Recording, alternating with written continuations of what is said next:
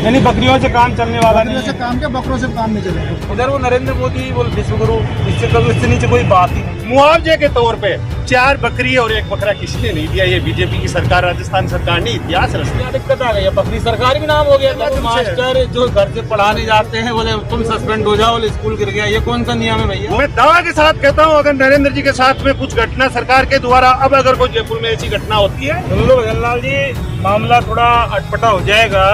बोले हम वो अगर कुछ इधर उधर अगर देखने की कोशिश की, ये इनकलाब सैलाब बनेगा, वो ज़्यादा समय नहीं लगेगा। बच्चों के इंसाफ के लिए अगर सरकार मांगती है तो 150 रुपए की औकात हमारी भी है, हम भजनलाल सरकार को देंगे। शहीद स्मारक पर शाम का वक्त लोग जा चुके निकल रहे थे, लगा कि बात करनी चाहिए। शहीद स्मारक एक इंसाफ की वो जगह है, न्याय मांगने की वो धरती है, जहाँ से लोगों को न्याय की उम्मीद होती है और लोग अपने हक अधिकार को लेने के लिए यहाँ से आवाज़ बुलंद करते हैं। यकीन मानिए कि बहुत सारे लोगों का यहाँ इंसाफ हुआ है, जस्टिस हुआ है, फैसला हुआ है, लेकिन अब यहाँ पर पिपलौदी स्कूल हादसे के जो शिकार 7 बच्चों की मौत के मामले को लेकर कई दिनों से जो नरेश मीणा आवाज़ बुलंद किए हुए थे, नरेश वीर, वो अब जयपुर के अंदर पिछले 5 दिनों से यहाँ शहीद स्मारक पर आमरण अनशन पर बैठे हुए हैं। आमरण अनशन का मतलब बताने की जरूरत नहीं है, मरण के आगे आ लग जाता है और फिर आग के बाद मरण जब जुड़ता है तो मरण अनशन हो जाता है। मामला बहुत खतरनाक होता है। समय समय पर मेडिकल टीम जो चिकित्सा विभाग होता है उसकी डॉक्टर आते हैं, देख रेख करते हैं, जो भी है, लेकिन नतीजा सही नहीं होता आमरण अनशन का। कल ऐलान किया था कूच करने का, सैकड़ों क्या हजारों की तादाद में, यानी कि जिस तरह से पानी जब ज़्यादा बरसता है तो बांध ओवरफ्लो हो जाते हैं। यकीन मानिए कि हमारे चैनल पर सारी तस्वीरें, शहीद स्मारक ओवरफ्लो हो गया नरेश की सेना से, हमने वो सब कुछ दिखाया। सवाल ये है कि बच्चे मरे थे, बच्चों की मौत हुई थी, बच्चे काल का ग्रास, यानी सरकार के अकाल का काल का ग्रास जो बने थे, उनके इंसाफ की बात तो है ही, लेकिन अब यहाँ बकरियों की बात और आ गई कि सरकार ने बकरी देके बच्चों के साथ अन्याय किया। यानी मरे हुए जो बच्चे हैं ना, उनके साथ इंसाफ करना तो दूर की बात है, उनको और मार दिया, उनकी आत्माओं को मार दिया भजनलाल सरकार ने। 7 बच्चों को 5 बकरी 1 बकरा दिया, बकरा दूसरे दिन मर गया। तो ऐसे में सवाल ये कि भाजपा की जो सरकार है, डबल इंजन की जो सरकार है, ऊपर भी और इधर भी, तो इंसाफ की अगर बात की जाए तो अगर राजस्थान के लोगों के साथ अगर सरकार इंसाफ नहीं करेगी तो पाकिस्तान के लोगों के साथ तो करने का कोई सवाल होता ही नहीं है। अब ये जो नरेश मीणा है, अब ये एक शब्द नहीं रहा, वाकई नरेश मीणा अब ये एक क्रांति का रूप हो गया। जिस तरह से आपने तमाम क्रांति हम जब स्कूल में पढ़ते थे, संचार क्रांति, दूध क्रांति, ये क्रांति, वो क्रांति, तो नरेश नाम की क्रांति 2025 में आप पूरे देश ने देखी और ये क्रांति इतिहास में चस्पा हो गई। अब इसमें कोई संदेह की बात नहीं, हम कोई तारीफ नहीं कर रहे, हालांकि छोटे कलेक्टर के थप्पड़ मारा था, तारीफ वाली कोई बात भी नहीं थी, लेकिन नरेश जो क्रांति है वो अब इतिहास के अंदर दर्ज हो चुकी है। अभी आमरण अनशन पर हैं, इनसे बात कभी कर लेंगे, खैर कोई दिक्कत नहीं। नरेश जो वीर हैं, वीरों से बात करेंगे हम।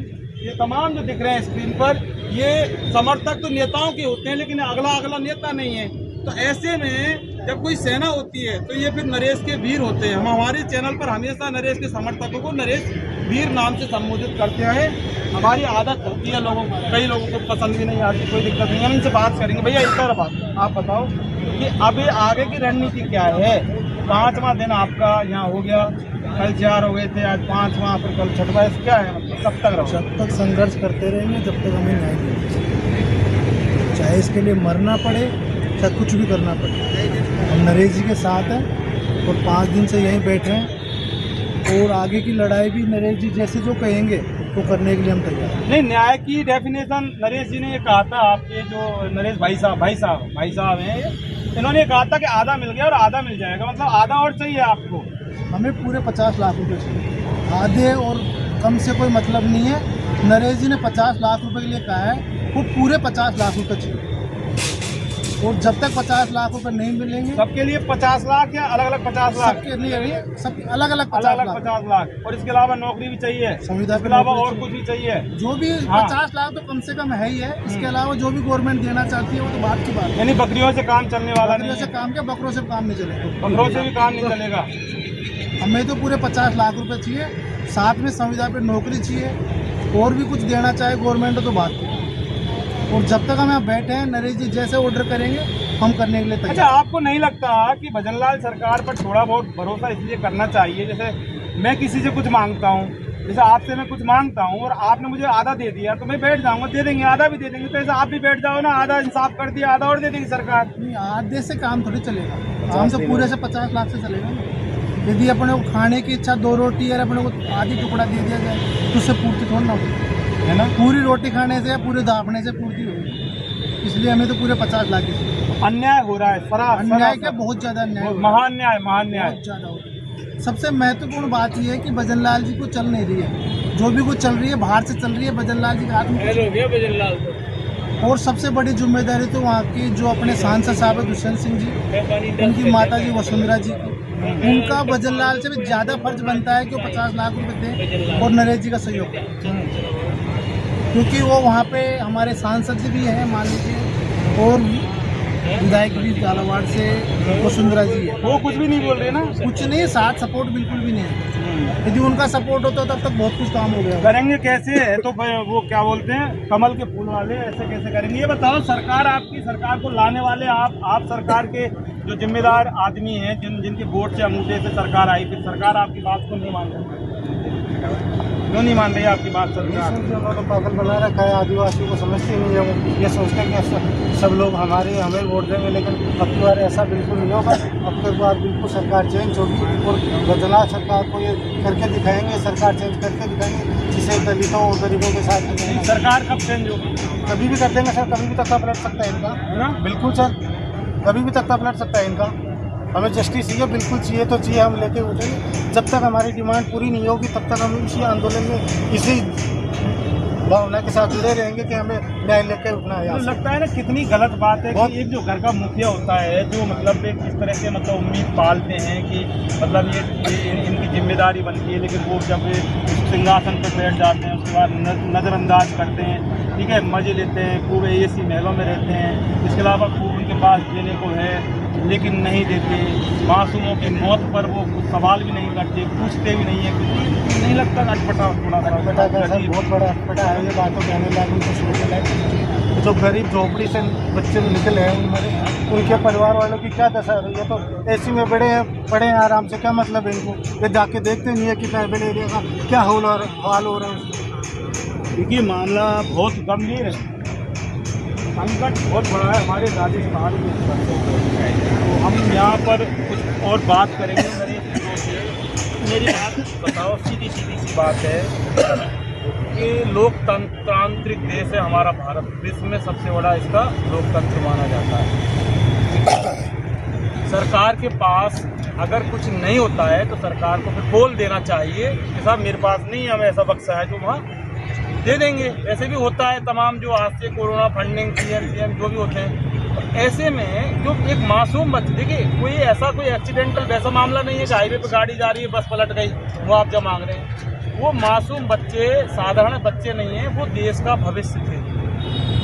मोदी भी बच्चे थे, भजनलाल जी बच्चे थे। ऐसे में अगर जो देश बनाने वाले जो भविष्य है, अगर उनको इसी तरह से भ्रष्टाचारी जो तंत्र है उसके अंदर अगर ये भविष्य दफन होते रहेंगे, इधर वो नरेंद्र मोदी वो विश्वगुरु, इससे नीचे कोई बात ही नहीं है। तो ये किस तरह से ये मतलब ये जो बाबा साहब भीमराव अम्बेडकर के ये दिन देखने के लिए सब कुछ किया था, बताओ, आप बताओ क्या कहना चाहते हैं? नाम बताओ, डेफिनेशन बताओ। मेरा नाम गजानन सिंह शेखावत है जी। मेरी उम्र 50 साल है। मैंने आज तक जब से मैं राजनीति के बारे में जानता हूँ, मेरी उम्र के हिसाब से, मैंने राजस्थान के अंदर आज तक ऐसा क्रांतिकारी नेता नहीं देखा। कोई नेता जेल जाता है, जेल से बाहर आते ही सर्वप्रथम वो अपने घर जाता है। पहले नरेश जी भाई साहब पहले जेल गए, जेल से छूटते ही झालावाड़ चले गए, झालावाड़ से फिर गिरफ्तार किया, गिरफ्तार करते फिर ये बाहर आए, बाहर आते फिर उन बच्चों को न्याय दिलाने के लिए यहाँ बैठे हैं। देखिए सबसे पहले तो मैं क्लियर कर दूँ कि नरेश जो मीणा है वो नेता नहीं है। नेता अगर होता तो ऐसा करता नहीं है। नरेश एक क्रांति हो गई, इसमें तो कोई दोहराएबाजी, मतलब नेता से ही बहुत बड़ा चीज, ये तो क्रांति हो गई। कहने का तात्पर्य ये है संगठन के साथ में आदमी आगे जो लीडरशिप करता है, समझ रहे हैं, हाँ, उसको नेता ही कहते हैं। जिगरकार, तो ये जिगरा किसी में नहीं है, ये जिगरा नरेश जी भाई साहब के अंदर है। दूसरा, किसी ने नहीं कहा, मैं राजस्थान सरकार की तारीफ करना चाहता हूँ। राजस्थान सरकार ने एक इतिहास रच दिया कि आज तक किसी सरकार ने मुआवजे के तौर पे 4 बकरी और 1 बकरा किसी ने नहीं दिया। ये बीजेपी की सरकार, राजस्थान सरकार ने इतिहास रच दिया। हाँ, तो क्या दिक्कत आ गई? बकरी सरकार भी नाम हो गया, जनता जनता आगे तुम पीछे हम, क्या दिक्कत आ बकरी सरकार। दूसरा ये सरकार, एक हमारे राजस्थानी में कहावत है मेरे गाँव के अंदर, बोले ऊंट के दर्द और गधे के डाली। एक ताता चिमटा करके लगाते हैं, जिसकी कोई दर्द हो जाता है किसी जानवर के, तो उसके वो ताता चिमटा करके दर्द खींचने के लिए लगाते हैं। लेकिन ये सरकार क्या कर रही है? दर्द ऊंट के है, डाली गधे के दे रही है। जो भ्रष्ट ऑफिसर हैं, जिन्होंने गलत काम किया है, सजा उनको मिलनी चाहिए। जिन्होंने बिल्डिंगें बनाई थी स्कूलों की, जो ठेकेदार है, सरकार है, जो रहा है, सजा उनको मिलनी चाहिए। लेकिन जो बच्चों को न्याय दिलाने वाला है, उसको सरकार जेल में डाल दे। मैं कहना चाहूंगा आपके इस चैनल के माध्यम से, मास्टर जो घर से पढ़ाने जाते हैं बोले तुम सस्पेंड हो जाओ, बोले स्कूल गिर गया, ये कौन सा नियम है भैया? वो भी गलत है। हाँ। उन्होंने थोड़ी बिल्डिंग हाँ। बनाई, बिल्डिंग तो ठेकेदार ने बनाई, नेताओं ने बनाई, सरकार ने बनाई, मास्टरों की गलती नहीं है इसमें। हाँ। लेकिन गलती उनकी है, जिन्होंने गलती की उनको सजा मिलनी चाहिए। लेकिन मैं बताना चाह रहा हूँ राजस्थान की जनता को, आपके चैनल के माध्यम से, जो क्रांति एक पैदा की है नरेश जी भाई साहब ने, आने वाले समय में राजस्थान में बहुत बड़ा बदलाव लेकर के आएगी। और मुझे कहने में कोई शर्म नहीं है, मेरे समाज के बड़े नेता आदरणीय बड़े भाई साहब राजेंद्र सिंह हुड्डा, मनोज सिंह जी नांगली और भी मेरे समाज के, राजपूत समाज के जो नेता भाई साहब के समर्थन में लग रहे हैं। मैं दावा के साथ कहता हूं, अगर नरेंद्र जी के साथ में कुछ घटना सरकार के द्वारा, अब अगर कोई जयपुर में ऐसी घटना होती है, तो राजपूत समाज इतना भयंकर विरोध करेगा, सरकार को संभले से नहीं संभल लेगा। हम खुले मन से इनके साथ में हैं, पूरा राजपूत समाज इनके साथ में रहेगा। यहाँ समाज की बात नहीं करनी चाहिए, लेकिन मैं कह रहा हूँ मेरा समाज नरेंद्र जी भाई साहब के साथ में। सुन लो भजनलाल जी, मामला थोड़ा अटपटा हो जाएगा, बोले हम वो अगर कुछ इधर उधर अगर देखने की कोशिश की, बाकी बात की बात है। अच्छा ये बताओ कि सवाल जो हमारा इनसे था डाइवर्ट हो गया, जवाब आपसे वही चाहिए कि बाबा साहब भीमराव अम्बेडकर का जो संविधान और हमारे बच्चे, ठीक है, फंड है या नहीं है तो बोल दो, हम दे देंगे, ठीक है, इसके अलावा है तो फिर दे दो। और ये क्यों नहीं दे? मासूम बच्चों से दुश्मनी क्या, उनकी आत्माओं से दुश्मनी? सरकार को ये सोचना पड़ेगा, जिस तरह से नरेश भाई युवाओं की आवाज़ उठा रहे हैं, जिस तरह से बच्चों का जैसे आवाज़ जिसके बच्चे गए, सरकार को ये सोचना चाहिए।